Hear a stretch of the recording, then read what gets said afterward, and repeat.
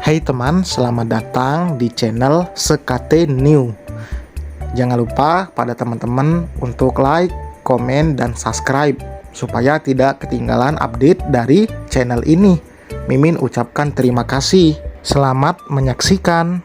Sandiwara bangkrut sang direktur ke istri bab 92. Malam sudah hampir larut, namun Adrian baru saja mendaratkan mobil sedan putih yang dikendarainya ke halaman rumah. Rasa lelah begitu tampak sekali di wajahnya, yang ia usap kasar begitu mesin dimatikan.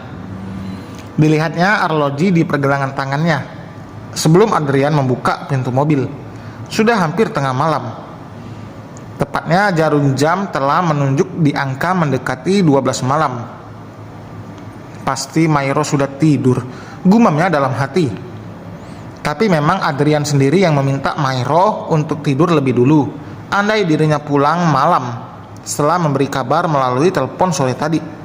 Adrian kemudian membuka pintu mobil dan keluar dari sana sambil menenteng tas kerja di tangannya. Rasa lelah yang menyerang membuat kakinya melangkah gontai masuk ke dalam rumah. Ingin sekali cepat-cepat mandi, lalu merebahkan tubuh di atas kasur, baru kemudian memejamkan mata. Pasti nyaman sekali. Kaki yang baru saja sampai di teras rumah mendadak terhenti ketika pandangan mata Adrian menangkap sosok wanita yang tiba-tiba membuka pintu kemudian berdiri di sana. Penerangan sorot lampu di area teras tidak terlalu jelas, sehingga ia tidak bisa memastikan siapa di sana. Namun menyadari jika di rumah ini hanya ada ia dan sang istri, sudah bisa dipastikan jika sosok wanita itu adalah Mairo. Terlebih melihat gaun yang dikenakan memang milik istrinya. Itu artinya Mairo belum tidur seperti dugaannya. Hanya saja ada yang membuat Adrian sedikit janggal dari penampilannya itu.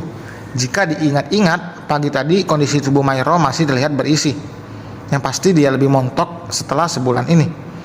Rasanya aneh jika dalam waktu sehari saja tubuh Mairo bisa mendadak tampak lebih ramping, seperti yang Adrian lihat saat ini dari sosok wanita di depan itu.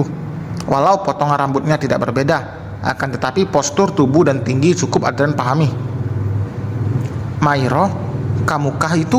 Adrian memutuskan bertanya lebih dulu demi memastikan setelah berpikir cukup lama. Ini aku, Mas, Naya, saut wanita itu memberitahu. Naya? Oh iya, Adrian baru ingat kalau mantan istrinya itu masih tinggal di rumah ini setelah Mairo memberitahu kondisinya. Untungnya ia tidak langsung menghampiri dan mencium keningnya seperti yang biasa Adrian lakukan pada sang istri. Oh, kamu Nay, kenapa belum tidur? Adrian mendekati pintu bermaksud untuk segera masuk. Namun keberadaan Naya yang masih menutupi membuatnya harus berdiri menunggu. Iya Mas, belum ngantuk soalnya. Juga kayaknya kamu belum pulang, jadi aku nunggu. Karena Mairo sudah tidur, khawatir nggak ada yang bukakan pintu. Jelas Naya panjang lebar. Kamu, kenapa pakai gaun Mairo? Akhirnya pertanyaan itu mengudara karena rasa penasaran.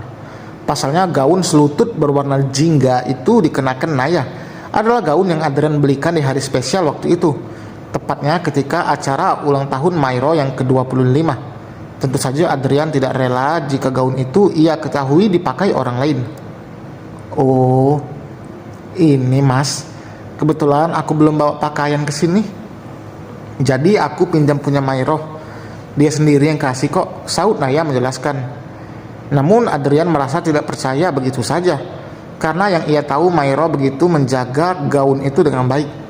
Rasanya aneh jika dia meminjamnya pada orang lain, terlebih pada Naya. Tapi ya sudahlah, benar atau tidaknya perkataan Naya sepertinya tidak penting untuk saat ini. Besok bisa Adrian tanyakan langsung pada Mairo. Maaf ya Mas, kalau kamu nggak suka lihat ini. Nada ucapan Naya terdengar menyesal saat berkata demikian, membuat Adrian akhirnya memaklumi. Tidak apa Nay, tapi tolong kamu ganti gaun ini dengan yang lainnya. Aku tidak suka melihatnya, perintah Adrian setelah itu, karena tidak ingin melihat gaun darinya dipakai wanita lain. Iya Mas, nanti aku ganti. Naya pun menyaut antusias.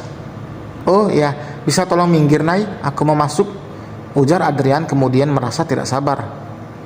Oh iya Mas, maaf aku kelupaan, Dengan cepat, Naya menyingkirkan tubuhnya ke belakang pintu dan membiarkan Adrian masuk.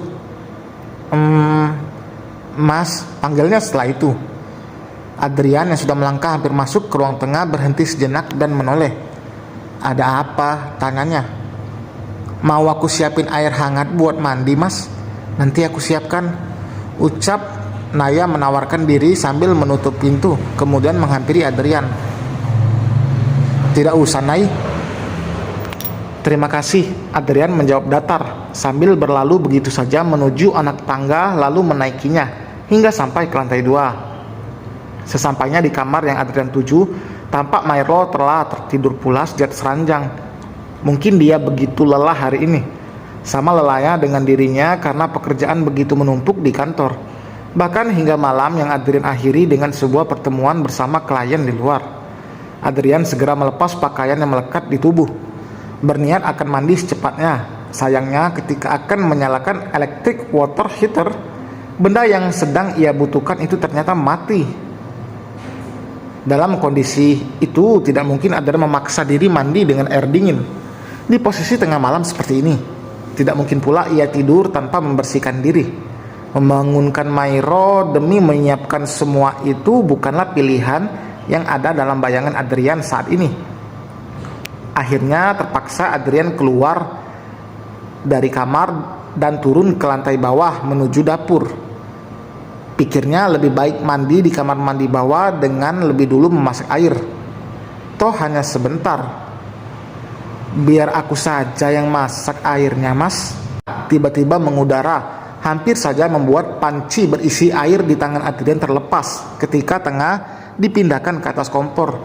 Ia terpaksa menghentikan aktivitasnya sejenak karena rasa terkejut, namun tidak menjawab tawaran wanita yang berdiri di belakangnya.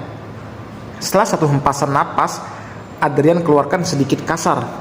Panci di tangannya pun segera ia letakkan ke atas kompor lalu menyalakannya. Atau kalau mau mandi di kamar tamu aja, water heaternya hidup kok. Wanita yang tak lain adalah Naya itu kemudian menawarkan lagi dengan hal lain. Namun Adrian menolak. Nggak usah, Nay, aku bisa menunggu sebentar lagi, ucapnya setelah wajahnya menoleh ke belakang.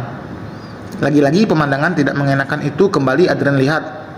Meski Naya sudah mengganti gaun, tapi tetap saja yang dikenakannya adalah milik Mairo. Ternyata melihat pakaian apapun milik istri berada di tubuh wanita lain rasanya tidak rela. Adrian menghela napas panjang setelah itu, lalu memilih menghindar dari tatapan sosok Naya. Nggak apa-apa, Mas, nanti aku siapkan daripada kamu. Aku bilang nggak usah, Nay. Apa kamu nggak ngerti? Tawaran Naya yang memaksa. Terpaksa Adrian potong cepat sebelum dia selesai berucap. Usaha untuk menghindari memandang wanita itu juga harus gagal dan akhirnya aku bisa menyiapkannya sendiri, imbuhnya lagi tegas.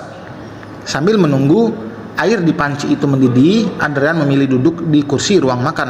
Tak lupa ponsel di tangannya sengaja ia bawa untuk menemani masa penantian yang membosankan itu. Tidur saja, Nay, sudah malam, Adrian memerintah setelah menyadari Naya hanya diam sejenak sejak tadi. Namun kali ini nadanya terdengar lembut. Sejenak ada rasa bersalah karena sudah sedikit membentak wanita itu.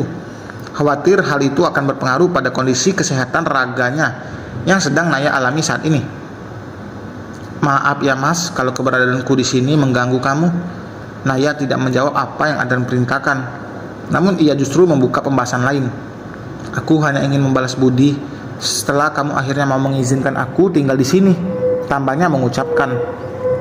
Itu karena Mairo, Nay. Dia yang memohon padaku, jadi berterima kasihlah padanya. Jelas Adrian tanpa menoleh lawan bicaranya yang berada di belakangnya. Itulah, Mas, hari ini aku sudah bantu Mairo dengan pekerjaan rumah.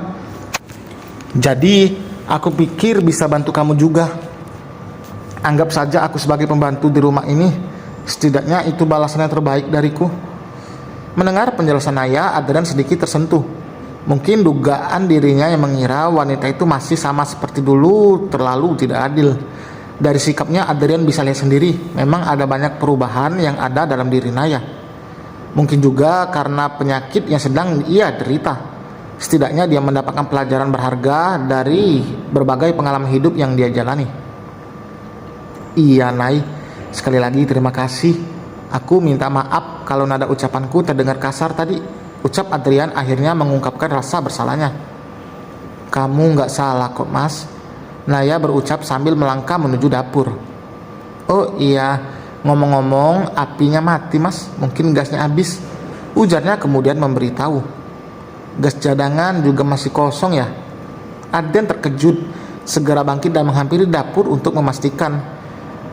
Dibukanya panci berisi penuh dengan air yang masih dingin itu. Hanya hempasan napas kesal yang ia ekspresikan. Penantian lama pun terasa sia-sia. Ya sudah, Mas, masih ada kamar mandi lain kok. Di kamar tamu water heaternya nyala.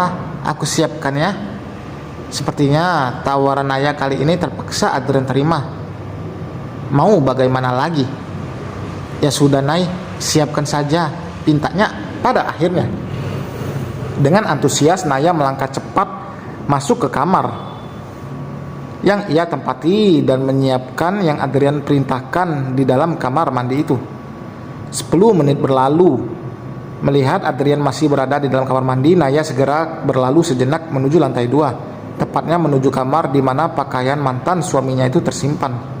Sesampainya di kamar, dengan cepat Naya membuka lemari lalu mencari pakaian tidur yang akan Adrian kenakan malam ini. Suara yang Naya timbulkan tidak terlalu nyaring, namun hal itu berhasil membuat Mairo bangun dari tidurnya. Ia sudah membuka mata, bahkan ketika pintu lemari baru Naya buka. Ingin menanyakan tujuan Naya mencari sesuatu dari tempat pakaian Adrian berada, tapi sepertinya tidak mungkin setelah melihat keberadaan sang suami yang tidak ada di sisinya. Entah sudah pulang atau belum sang suami. Namun melihat Naya membawa beberapa potong pakaian milik Adrian, ia jadi sedikit curiga. Mairo melihat jarum jam sejenak sebelum memutuskan mengikuti Naya dari belakang. Sudah pukul 1 lewat beberapa menit. Ia kemudian bangkit dari tidurnya, lalu melangkah diam-diam menuju tempat di mana Naya akan menghampiri. Pikir Mairo, Naya sudah tidur sejak sore bersamaan dengan dirinya. Bahkan dia yang lebih dulu masuk ke dalam kamar karena sempat berpamitan. Naya memang pergi ke kamar tamu, kamar yang ia sediakan untuk dia tidur selama tinggal di rumah ini. Tapi karena harus membawa pakaian Adrian, dari balik pintu kamar yang tidak tertutup rapat, Mairo mengintip aktivitas Naya di dalam. Mas, ini pakaian kamu. Tadi aku ambilkan dari kamar kamu. Mendengar ucapan Naya yang mengejutkan, dada Mairo mendadak bergemuruh hebat.